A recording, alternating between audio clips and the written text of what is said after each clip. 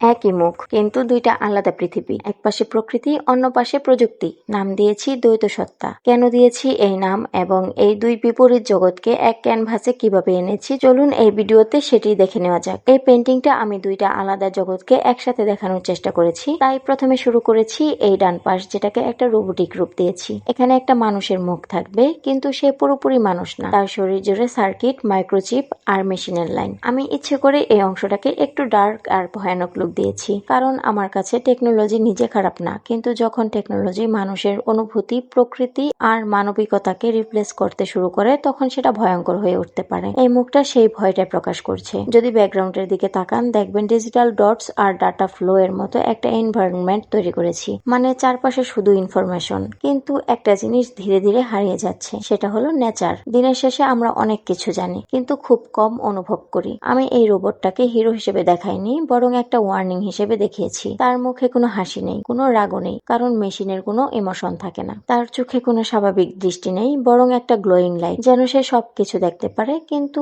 অনুভব করতে পারে না। আমি চেয়েছিলাম দর্শক যখন এই পাশটা দেখবে, তখন একটু আনকমফোর্টেবল ফিল করুক, কারণ ভয় সবসময় চিৎকার করে আসে না। অনেক সময় ভয় খুব শান্ত মুখ নিয়ে সামনে দাঁড়িয়ে থাকে। এই রোবট সাইট আমাদের ফিউচারের একটা সম্ভাব্য ছবি, যেখানে আমরা হয়তো আরো অ্যাডভান্সড হব, আরো ইন্টেলিজেন্ট হব, কিন্তু যদি প্রকৃতির সাথে আমাদের সম্পর্কটা হারিয়ে ফেলি, তাহলে আমরা বাইরে থেকে মানুষ থাকলেও ভেতরে ধীরে ধীরে মেশিন হয়ে যাব। এই কারণে এই অংশটাকে আমি একটু কোল্ড টোন, ব্লু শেড আর মেকানিক্যাল ডিটেল দিয়ে তৈরি করেছি। এটা শুধু একটা রোবটের ছবি না, এটা এমন একটা পৃথিবীর প্রতিচ্ছবি যেখানে টেকনোলজি মানুষের সহায়ক না হয়ে ধীরে ধীরে মানুষের জায়গাটাই দখল করে নিতে শুরু করেছে। এন্ড দ্যাটস ওয়াই এই পাশটা ইচ্ছে করে একটু ভয়ানক। সো এই পর্যন্তই। পরবর্তী পার্টে দেখাবো বাম পাশটা, যেখানে নেচার করেছি। পরবর্তী পার্ট দেখতে অবশ্যই পেজে ফলো দিয়ে পাশেই থাকুন। See you in the next part. Till then, by.